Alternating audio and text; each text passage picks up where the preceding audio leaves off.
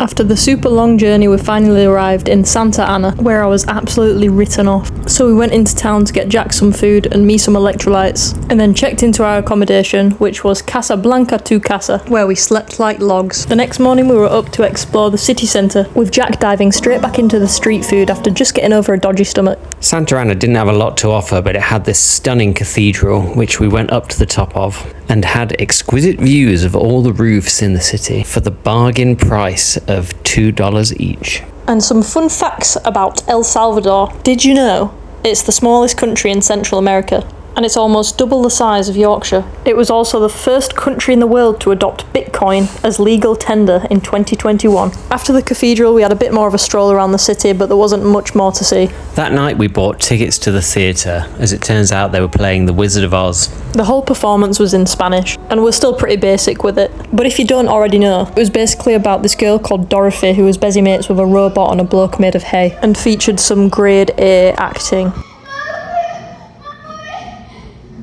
Reminding me of a similar level of acting I've seen before. True. How's Trish?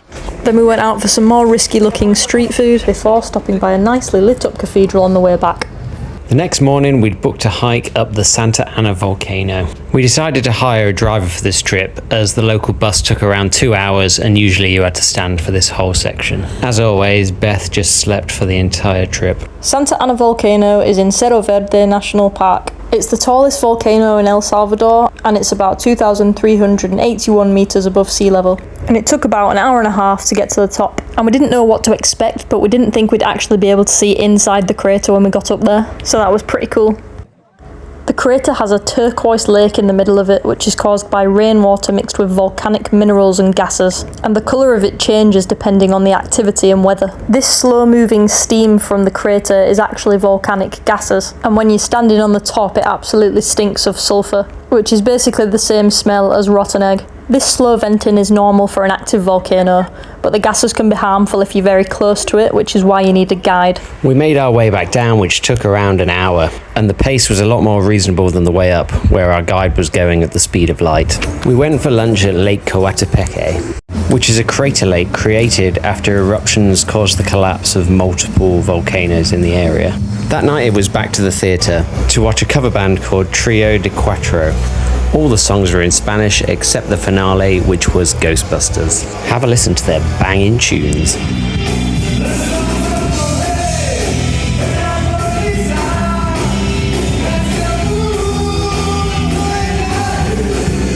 Then after that we got a $5 Little Caesars pizza and realised there was a punk band playing in the street, so we watched them for a bit too. And then walked back to the accommodation whilst being watched by this professional security guard. The next day Jack started with some uni work, while I started with some D&V. Keen not to let it ruin our plans, we figured out the local transport and got on a public bus to San Salvador, with the journey taking about an hour and a half and costing about 75p. We dropped our bags at our 5-star rated hotel and headed out into the city to see the sights, starting with the Plaza del Salvador, then on to Iglesia El Rosario, which looks naff on the outside but is stunning on the inside, and is considered a symbol of national identity for the people of El Salvador. This is Captain Gerardo Barrios Plaza, with the main cathedral in the background, and this is the National Palace of El Salvador. And then we walked back to the hotel via this massive walkway through the park. The next day we were going to visit a city called Suchitoto, but I still wasn't ready to be that far from a toilet yet, so we decided to hire a taxi for the afternoon.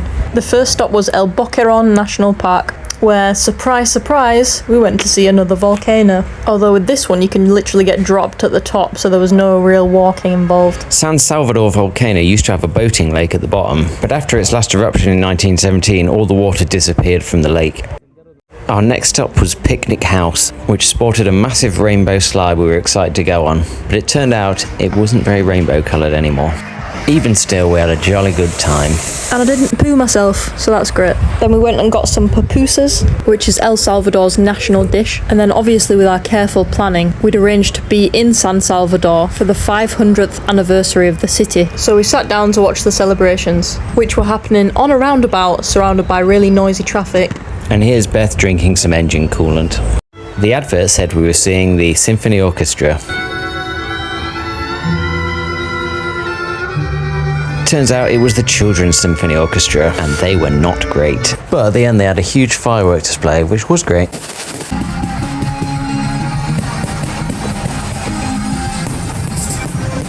The next day it was time to move on, so we got a public bus from San Salvador to El Tunco beach, and the journey took about an hour and a half. After a short walk and a quick hello to our neighbours, we arrived at the hostel. We stayed in Hostel Niña Oli, and for what was a very cheap price, wasn't bad at all. Undeterred by my bowel problems, we went out for lunch and had shrimp ceviche. And then we spent the rest of the day relaxing on the local beach, where one of the locals took a bit of a fancying to Beth. This local specifically was incredibly gross and smelly, so we named him Mank, short for Manky. But he was cute though. And the man just wanted a snuggle. And to throw sand all over my towel. We started the next day with a trip to this state-of-the-art $1 gym, where we decided to pump some iron. Let's get physical, physical. I wanna get physical. Let's get physical.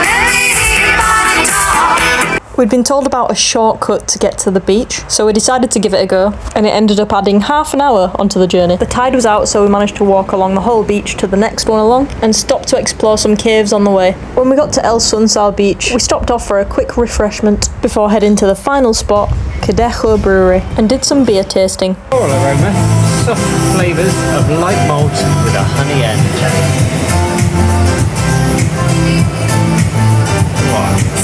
Beer, that does. We also got some banging shrimp tacos and a burger, and deep fried Oreo cookies with ice cream. What could be the best part of this place is it had both a freshwater and a tidal pool, which we proceeded to spend the rest of the day in. But we did eventually have to get out because the sea got a little bit rough.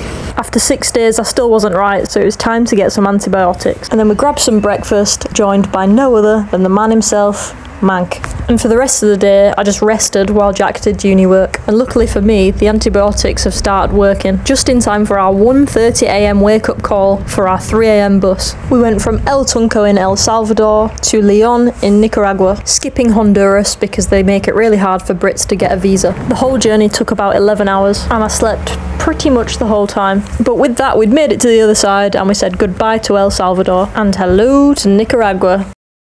I'll see it.